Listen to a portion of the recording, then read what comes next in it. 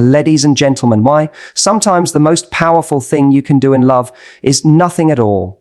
When he pulls away, your silence speaks louder than every word you ever said. It's in that quiet space, when you stop chasing, stop proving, stop begging, that he finally feels what it's like to lose your energy. Because the truth is, the moment you let go of trying to control him, you step into a power that no one can ignore. When you stop chasing a man who's pulled away, something shifts, not just in him, but in you. Most people think silence is about punishment or manipulation, but real silence, the kind that carries weight, comes from emotional strength. It's the silence of someone who knows their worth. When a man distances himself and you resist the urge to chase, question, or convince him to stay, your silence becomes a mirror.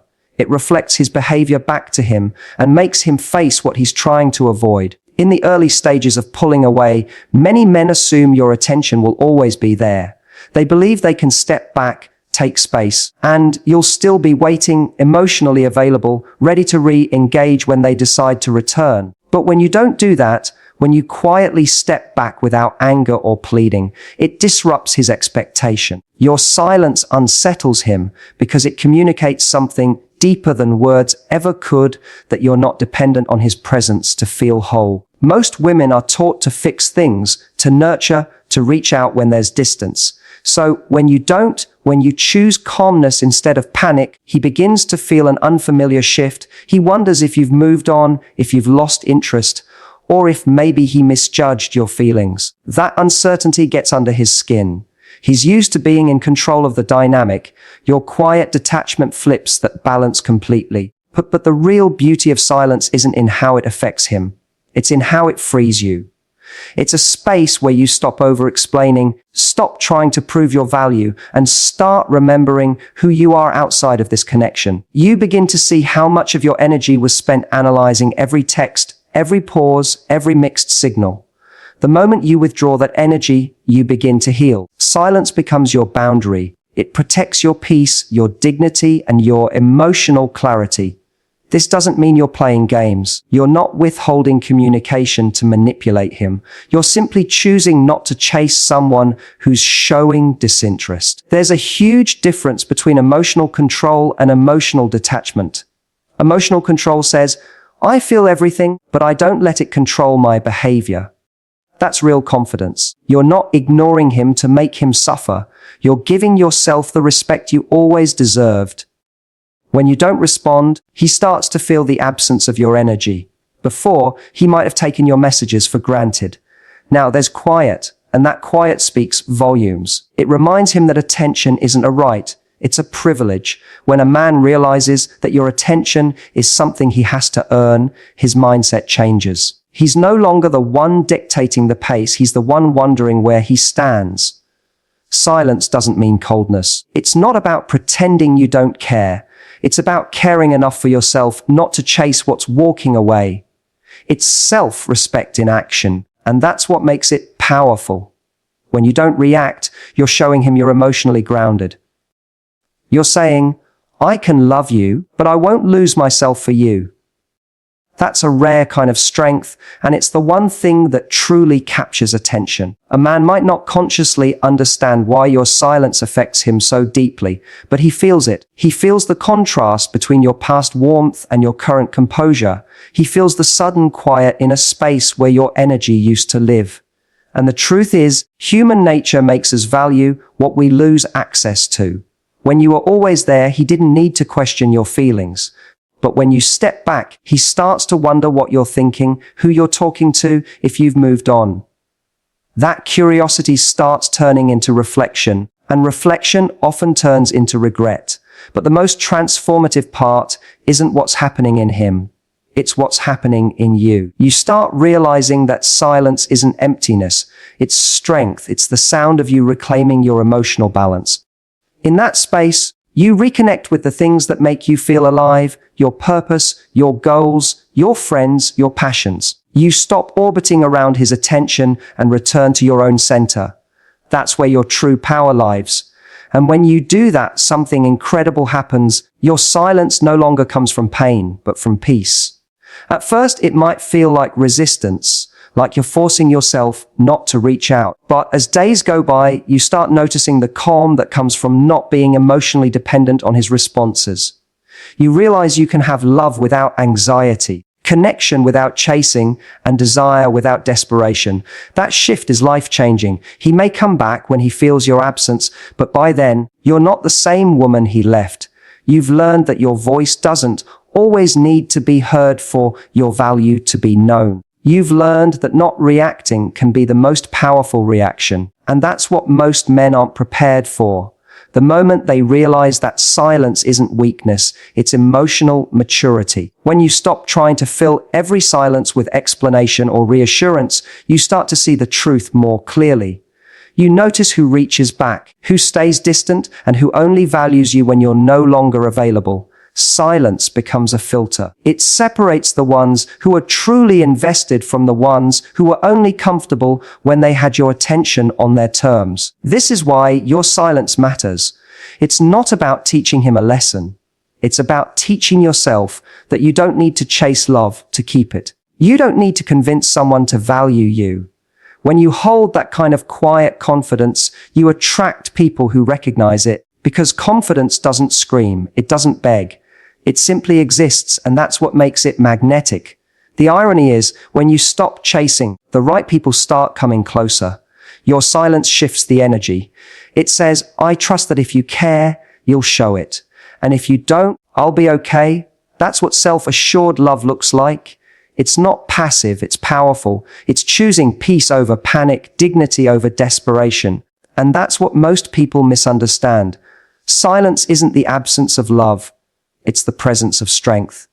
It's knowing that your attention, your care, and your emotional energy are valuable currencies. And when you stop spending them on someone who's not investing back, you create space for someone who will. When a man pulls away and you choose silence instead of pursuit, you're not losing him. You're finding yourself. You're rediscovering the woman who existed before the overthinking, before the waiting, before the constant wondering. You're reconnecting with the version of you who doesn't need validation to feel secure. And that's the version of you that's truly irresistible. Your silence is not a void. It's a statement. It's the calm assurance that you know your worth even if someone else doesn't. It's the quiet confidence that says, I don't chase what's running. I attract what's meant for me. And even though it may not be loud, it echoes far louder than any words you could say. Ignoring someone who's pulled away is often misunderstood. People assume it's about control or revenge, but in truth, it's about something much deeper, self-respect. It's about recognizing that love isn't proven through pursuit. It's preserved through boundaries. When a man pulls away and you choose to hold your ground instead of chasing after him, you're not being cold or manipulative. You're communicating your value in the most powerful way possible. Through your actions, you're saying, without words, I care for you, but not at the expense of my dignity. In relationships, it's natural to want to fix things when they feel off. When someone you care about becomes distant, your first instinct might be to reach out, to ask what's wrong, to remind him of the connection you share. But the danger in doing that is that it puts all the emotional responsibility in your hands. You begin to carry the weight of both people's effort, and love cannot thrive that way. Love only grows when energy is mutual, when both people are meeting each other halfway. Ignoring him after he pulls away isn't about playing games. It's about creating space for that balance to reappear. Men often test the strength of a connection without even realizing it. They pull away to regain a sense of freedom, to check if their emotions are too exposed, or to see if you'll chase them and make them feel validated again. But if you do, it confirms a subtle but dangerous dynamic that he can withdraw affection and still keep your attention. That tells him, consciously or not, that your self-worth is tied to his behavior. And once a man senses that, the relationship's power dynamic begins to tilt in a direction that rarely recovers. But when you don't chase, when you don't break your silence, something different happens. He starts to realize that you're not clinging to his approval. You're not trying to pull him back to you. You're simply letting him go if that's where he wants to be. That kind of confidence is magnetic. It's not the loud, aggressive kind of power. It's quiet, calm, and deeply unsettling to someone who expected your dependence. Ignoring him in this context doesn't mean cutting him off in anger. It means choosing not to reward emotional inconsistency. It's saying, I won't fight for someone who's walking away from me. That's not pride. It's clarity. It's refusing to negotiate your worth in the currency of attention. Because every time you chase, you reinforce the message that his absence controls your peace. But every time you stay still, you teach both him and yourself that your peace is not negotiable. Self-respect isn't always loud or obvious. Sometimes it's quiet restraint. It's that deep breath you take when your mind screams to text him, but your heart reminds you that your energy deserves reciprocity. It's that pause between impulse and action where you choose dignity over desperation. That's not weakness, it's wisdom. It's knowing that real connection can't be forced or maintained through pressure. And here's the paradox. The very moment you stop trying to make him care is often the moment he starts to. When you pull back, you create emotional space. That space forces him to feel the absence of what he took for granted. When you were always available, your attention became predictable. But now, your distance introduces uncertainty, and uncertainty creates desire. It makes him reflect, not because you manipulated him into it, but because you allowed him to experience what life feels like without your presence in it.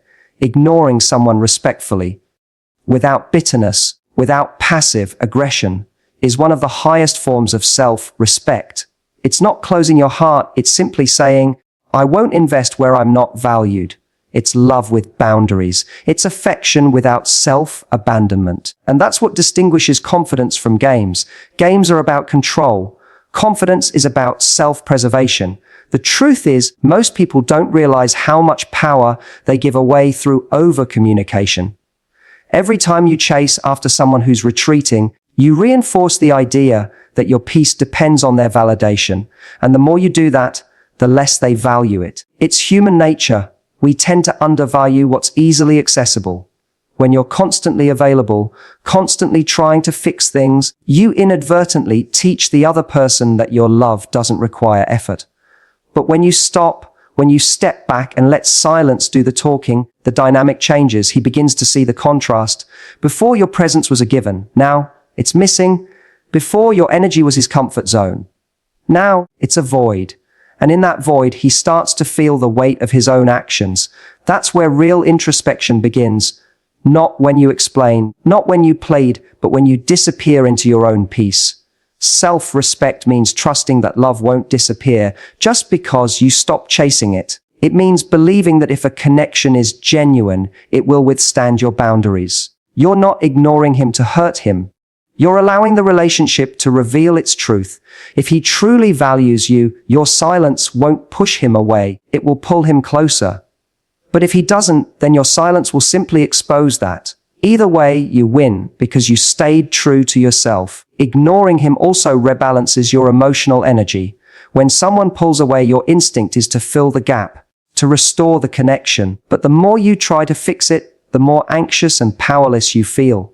By stepping back, you shift your focus inward. You start nurturing your own emotional well-being instead of feeding the void his distance created. You spend time doing things that make you feel grounded, your hobbies, your friends, your passions. And as you do, you begin to realize that the world didn't fall apart when he left. You begin to feel whole again. That's the transformation silence brings. You stop reacting out of fear of losing him and start acting out of love for yourself. You stop needing him to validate your emotions and start validating them yourself. That's where true strength lies. Not in indifference, but in emotional discipline. You care, but you don't collapse. You love, but you don't chase. You feel, but you don't beg. When you ignore him, it's not a declaration of war, it's a declaration of peace. You're saying, I'm not fighting for attention anymore. I'm protecting my energy. And that kind of quiet conviction has a gravitational pull. It commands respect, even from those who don't understand it right away. Because eventually, they realize that ignoring him wasn't about shutting him out, it was about honoring yourself. And in that process, something changes inside you. You start realizing that love shouldn't feel like a constant test of your patience or worth. It should feel like two people meeting each other halfway, not one person doing all the emotional work. So when you stop chasing, you're not giving up, you're giving the relationship a chance to either rise to your standard or fade away. Both outcomes are clarity. You begin to notice how peaceful it feels not to over-explain, not to send one more text, not to fill the silence. You start to see that ignoring him isn't about withholding. It's about letting go. You're no longer begging someone to see your worth. You're living in it. And that shift in energy doesn't just change how he sees you, it changes how you see you. Ignoring him is not about revenge, it's about respect. It's about remembering that you can love someone deeply and still choose yourself. It's about realizing that the most powerful thing you can ever do in love is to walk away from anything that requires you to forget your value. When you stop over-investing in someone who has pulled away, something powerful begins to happen. Clarity. Emotional distance isn't always a punishment. Sometimes it's a revelation. When there's space between you and him, everything that used to be clouded by emotion suddenly becomes visible. You start to see the truth about his intentions, your own patterns, and the reality of the connection you've been holding on to. Distance has a way of stripping away illusions, and that's exactly why it's so uncomfortable at first. We're wired to want closeness, to seek reassurance, to close emotional gaps. But what most people don't realize is that distance is often the very thing that brings understanding, and understanding is what brings peace. When you give a man space, you're not just stepping back from him, you're stepping into yourself. You're allowing both of you the opportunity to reflect. For him, that distance becomes a mirror. It forces him to confront what he feels when you're not there to constantly reassure or engage him. For you, that same space becomes a sanctuary, a quiet room where you can hear your own voice again. It's in that stillness that you start realizing whether you are holding on to love or holding on to hope. Men often don't process emotions in the same way women do. When things get intense or confusing, they instinctively retreat. It's not always about rejection, it's about regulation. They pull away to regain a sense of balance, to quiet their thoughts, to understand what they truly feel without pressure. The problem arises when, in response, you try to close that gap too quickly. You text more, you question, you reach out, and in doing so, you unintentionally make the space disappear before he's ready. That's why he stays withdrawn. But when you resist that urge and let the silence linger, something shifts inside him. He begins to notice your absence.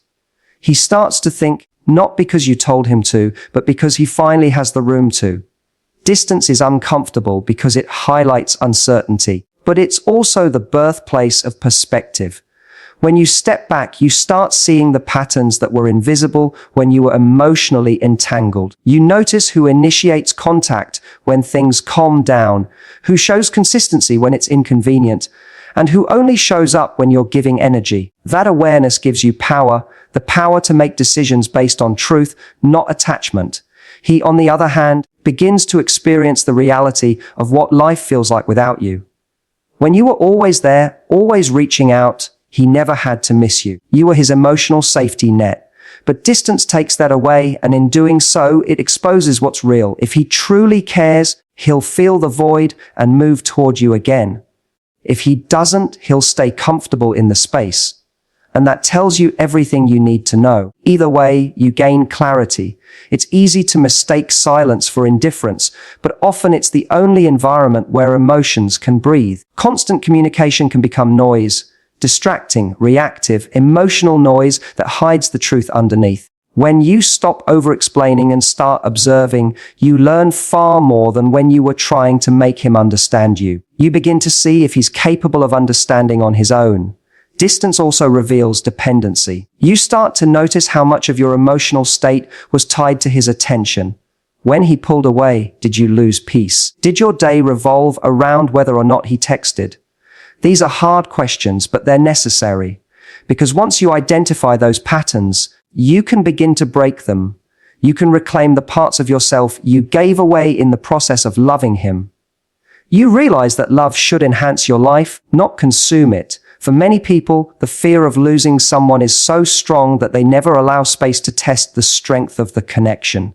They keep chasing, fearing that if they stop, the person will disappear. But that's exactly what prevents clarity. Because if someone only stays because you never give them space to leave, they were never truly choosing you. Distance forces choice. It shows who's willing to meet you halfway and who is only comfortable being chased. In the beginning, that space feels like rejection. It feels cold, like the connection is dying. But often, what's actually dying is the illusion, the fantasy version of the relationship that lived in your mind. When you stop filling every gap with effort, you start seeing what's really there. You start realizing that if someone doesn't meet you where you are, it's not because you're unworthy, it's because they're not ready. That understanding can hurt, but it's also liberating. It releases you from waiting for someone to change. And here's what many don't expect when you create distance.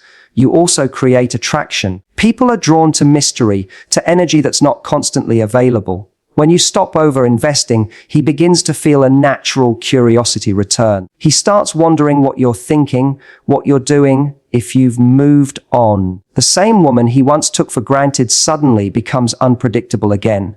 And that unpredictability reignites interest.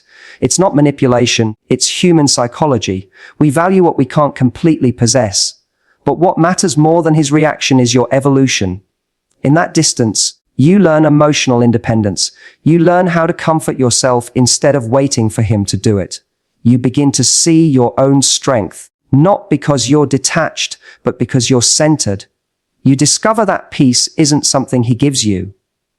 It's something you create. That's the most empowering lesson distance can teach. Clarity doesn't always come from conversations. Sometimes it comes from silence, from watching actions instead of listening to promises.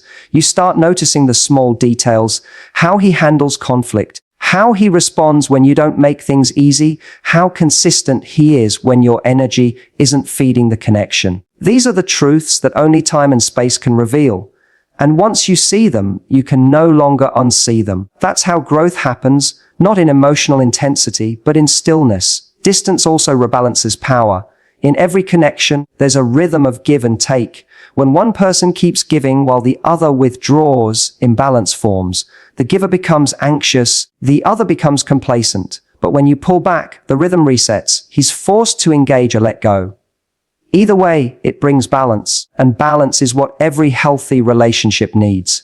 Sometimes the clarity distance gives isn't about him at all, it's about you. It helps you see how much of your identity became tied to being chosen.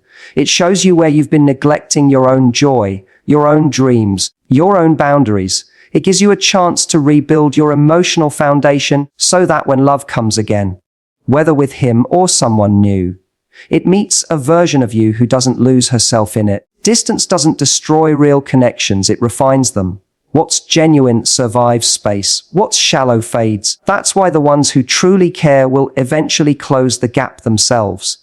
They'll reach back, not out of guilt, but out of recognition. They'll realize that the silence you gave wasn't rejection. It was respect. You respected their space, and now they respect your strength. That's how authentic attraction works. It's built on choice, not pressure. The clarity you gain through distance becomes your compass. It helps you make decisions that aren't fueled by fear or longing, but by wisdom. You stop asking, will he come back? And start asking, do I still want him if he does? That's the shift from attachment to awareness. It's where your emotional maturity blooms. When you allow space, you stop forcing outcomes. You stop chasing answers from someone else and start finding them within yourself. You learn that love isn't about constant closeness. It's about trust. Trust that if it's real, it won't disappear the moment you stop holding on to it. And that realization changes everything.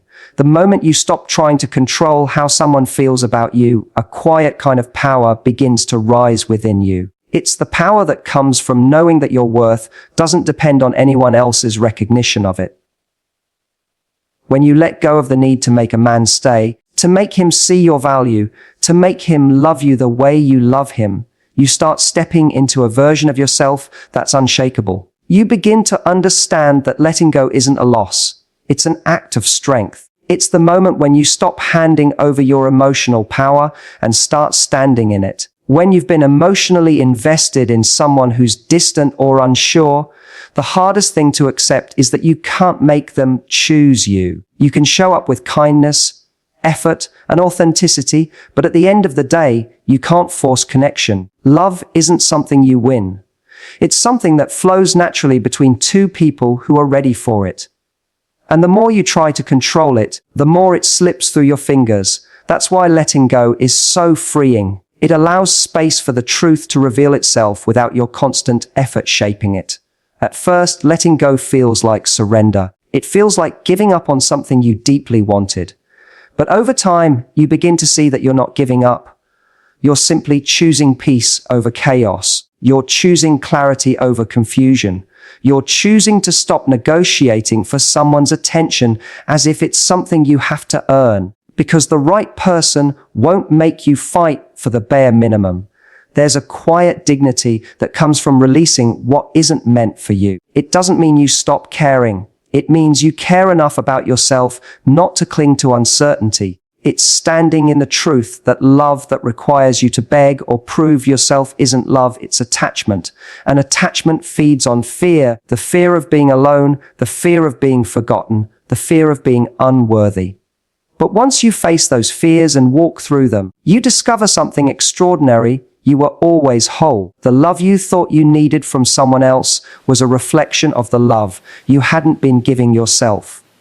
Letting go doesn't mean closing your heart. It means opening it in a new direction. It's the moment you shift your focus from, how do I make him love me, to, how do I love myself better? That question changes everything, because when you start pouring your energy into becoming your best self, emotionally, mentally, spiritually, you stop chasing validation. You become the validation. You radiate an energy that says, I'm enough. And that energy attracts people who see your worth immediately. When a man feels that kind of grounded confidence, it shakes him. It's different from the usual chase he's used to. It's not cold or distant, it's self-assured. It's the quiet certainty of someone who doesn't need to convince anyone to stay. That's the kind of presence that leaves a lasting impression. Because in a world where most people are desperate for attention, the one who's content without it stands out. You start to realize that the power of letting go isn't just about relationships. It's about life. It's about releasing the illusion of control. You can't control what people do, how they feel, or when they come back. But you can control your energy, your boundaries, your response. And when you shift your focus there, everything changes. You stop reacting and start responding. You stop grasping and start allowing. You stop asking why and start saying, thank you for the lesson, for the growth, for the clarity that came through the pain. There's a certain strength that comes from walking away quietly.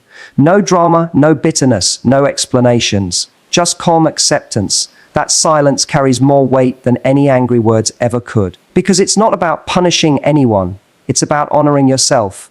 It's about saying, I choose me, not out of pride, but out of self-love. When you let go, you also begin to see how much energy you were giving away. Energy spent worrying, overthinking, waiting for texts, decoding mixed signals. All that energy was yours. When you reclaim it, you start to feel lighter.